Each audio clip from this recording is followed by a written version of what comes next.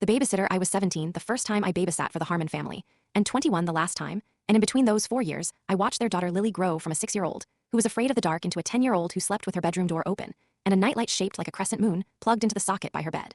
I loved that kid. I want to be clear about that up front. The Harmons were good people. David worked in finance, Karen was a pediatric nurse, they drove sensible cars and kept a clean house and left detailed notes on the kitchen counter every time they went out. Lily's bedtime, emergency contacts, what she was allowed to watch, snacks in the second cabinet. The kind of parents who had everything organized and made my job easy. For 4 years, nothing unusual happened. Then came the last night. It was a Friday in November, the Harmons were at a charity dinner downtown, and Lily and I had done our usual routine, macaroni and cheese, one episode of her favorite show, teeth brushed, tucked in by 8:30. I turned her nightlight on, pulled her door halfway open the way she liked it, and went downstairs to watch TV and wait for her parents to come home. Around 10 o'clock, I heard her moving around upstairs. Not unusual. She sometimes got up for water. I muted the TV and listened and heard her small feet padding across the floor above me, then the creak of her door opening wider, then silence. I waited for her to come downstairs. She didn't. After 5 minutes, I went up to check on her. Her room was empty. Not just empty, bed made, nightlight off, window closed. Like she'd never been there. My heart did something horrible in my chest, and I stood in the doorway for one paralyzed second before I started moving through the house fast, calling her name, checking the bathroom, the hallway, the small reading nook at the end of the hall where she sometimes hid when she was in a mood. Nothing. I was pulling my phone out to call Karen when I heard it, a giggle.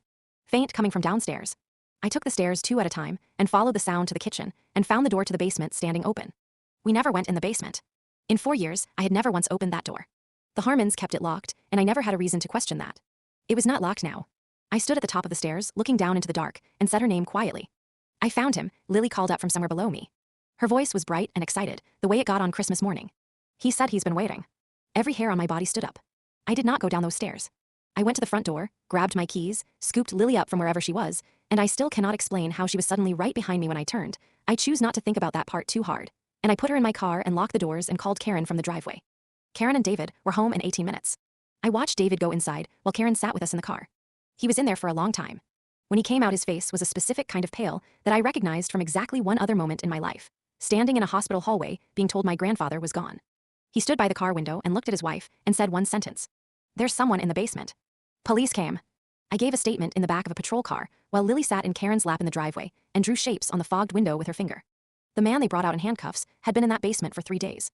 He'd gotten in through a window well in the back, the kind with the plastic cover that lifts right off if you know how. He had food wrappers down there. A sleeping bag. He'd been listening to the whole house for 3 days. He had watched me tuck Lily in through the gap in her bedroom door. I found that out later, from Karen, who probably shouldn't have told me, but I think she needed to tell someone, and I was the one who answered the phone. I never babysat again after that. Not for the Harmons, not for anyone. Karen sends me a Christmas card every year, and always writes the same thing at the bottom, in her small, neat handwriting. Thank you for getting her out. I keep every single one.